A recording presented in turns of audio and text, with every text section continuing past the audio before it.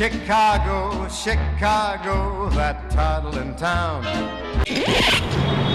About 3 years ago, the breeze in the Windy City started blowing in a new direction. Not far from the traffic, trains, towers, and tourists out in the suburbs of Chicago, opened one of Illinois' first medical marijuana facilities in Joliet. A budding business today called Cresco Labs. Think of it as a massive warehouse of weed, complete with a nursery, lab, 6 production rooms, and several scientists. We do manufacture all products that would fit under the medical marijuana umbrella. Joints, edibles, So we sell more of those gummies than anything else. oils. This is an extracted and distilled oil. Not many people see the inside of Cresco Labs. Security here is tight. Every door is locked. Cameras are perched around every corner. And we had to get permission from the state of Illinois just to be here. All these layers of security really do put us in a position to confidently operate. Those cameras. The Illinois State Police has constant access to those, can log in and check on us anytime we want to. Police also show up in person every 2 weeks. The Illinois Department of Agriculture in weekly to make sure everything is being done by the book. And this is for every plant always that comes out of this facility.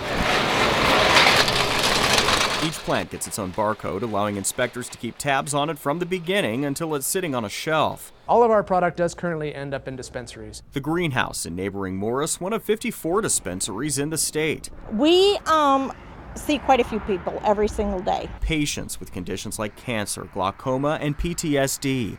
Grandmother Linda Gowdy, a frequent customer. Oh, I have rheumatoid arthritis, really bad, and it allows me to function normally.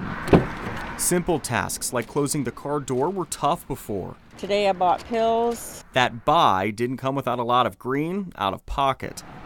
You can spend anywhere from $20 for a basic item all the way up to, $400 or more for an ounce. Every customer here has to go through a detailed process before getting anywhere near pot.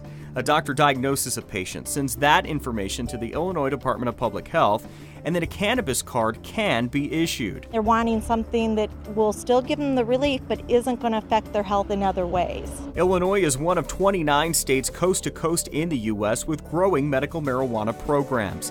Many of them went through the same heated debate among lawmakers we've seen in Indiana and Kentucky. The states that have a medical cannabis, opioid use have gone down 25%. There's no distinguishing between marijuana and medical marijuana. They're one and the same thing. Republicans, Democrats, and independents trying to hash out what works for their respective communities. Representative Jim Lucas of Seymour has been on the front lines of the battle in Indiana. We caught up with him in his awning shop. This is what I'm passionate about. He's even taken a road trip to see Illinois' program in action. When I went up there, I knew about this much. Now I might know about this much.